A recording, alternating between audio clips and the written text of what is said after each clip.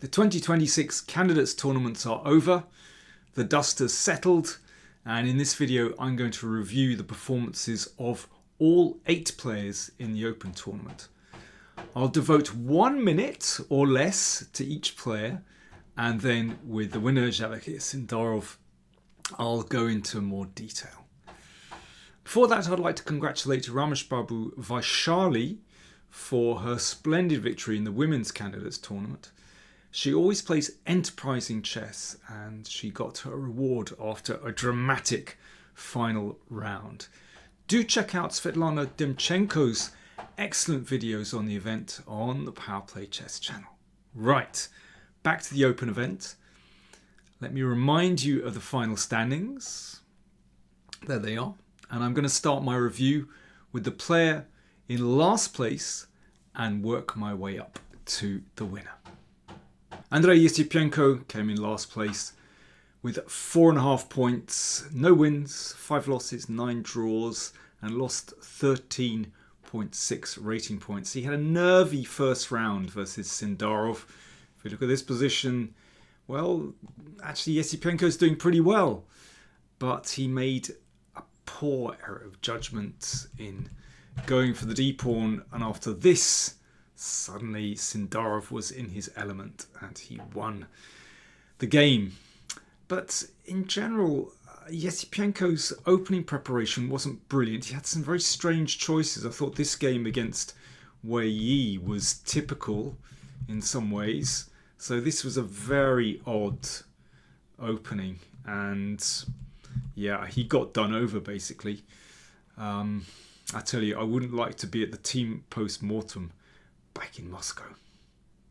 Praggnanandhaa scored 1 win, 3 losses and 10 draws, and lost 7.9 rating points. He had a great start. I thought this was a really clever opening choice versus Giri, and won very nicely. But it was all downhill from there. He was shocked by Sindarov in a real mess of a game. He never got going. I think his failure to finish off Wei Yi in this game, I think, showed that he just wasn't on good form. This is clearly a winning position, but he didn't clinch it. And you know, you have to wonder, his preparation in terms of his tournament scheduling just wasn't great. He played too much chess in the latter half of 2025, and he didn't have the energy to fight hard enough in this candidates tournament.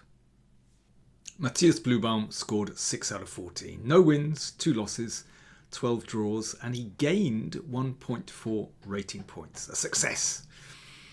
He almost achieved the Bluebaum sweep of 14 draws. Never really looked like he was going to win any games. Often he was just blocking out his opponents. This game against Nakamura is typical, where he just kind of held it with black. And he got caught out a couple of times against Caruana and Giri. So yes, this game was a bit of a disaster. But basically, he performed to his rating. He did okay. Hikaru Nakamura scored 6.5 out of 14. 1 win, 2 losses and 11 draws. And that meant he lost 18.4 rating points. He had a dreadful start versus Caruana. You might remember this opposite colour bishop position where Caruana completely outplayed him. There was a little blip at the end, but I think justice was done. And then Nakamura showed a lack of grit to kind of dig in after that poor start.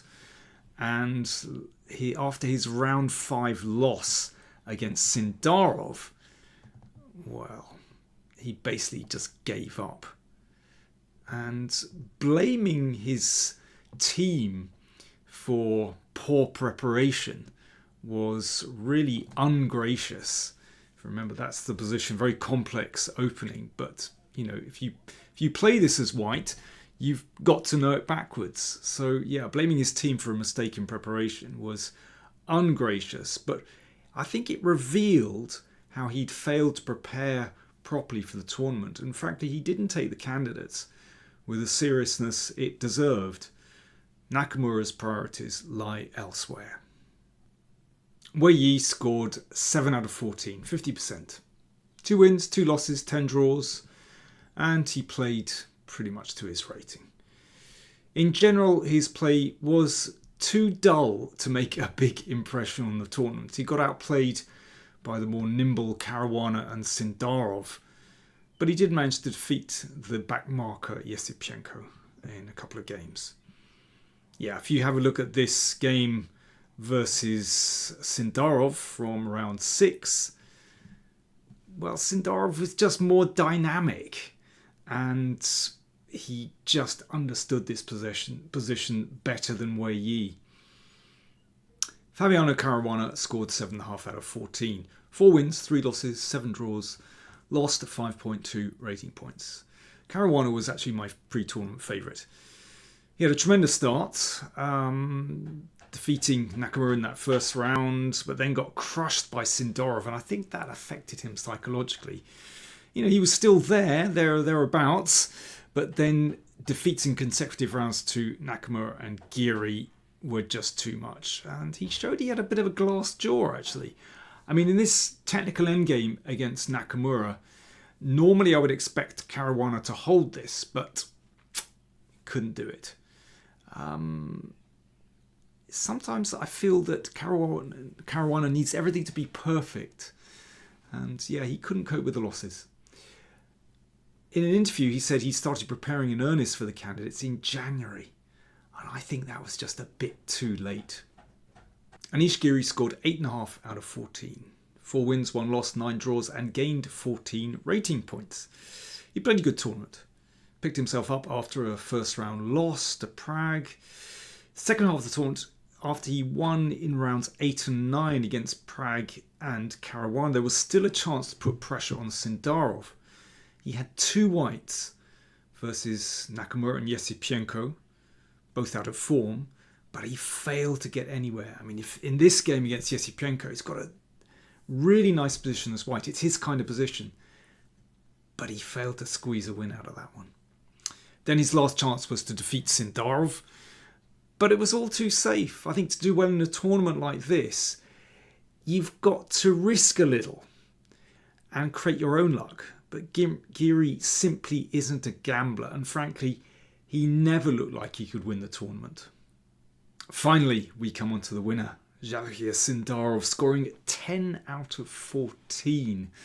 6 wins, no losses, and 8 draws. A really amazing score, and he picked up a whopping 30.6 rating points. His first game against Esipenko that we saw earlier showed that in spite of being worse, he could hold his nerve, and then when the opportunity arose, he seized his moment. And then he could also gamble. So this is his 3rd round game against Prague. If you remember, in this position, he sacrificed a piece. Now, this is just highly unclear. And, well, if white defends well, white can win this position. But, well, Sindarov played with enormous skill and great confidence and won that one. Then in the next game, he defeated Caruana with, against Caruana's Queen's Gambit accepted, and he had prepared a slightly unusual line, and it just went perfectly. I mean, this is still a very sharp position, but Sindarov handled it just beautifully, and Caruana was completely outplayed.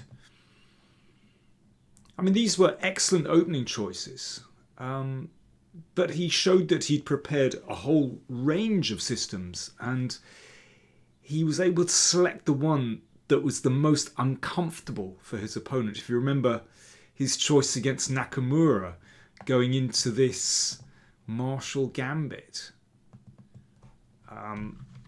which is extremely tricky, but actually an inspired choice against Nakamura, who was, just not prepared very well for these kind of sharp systems.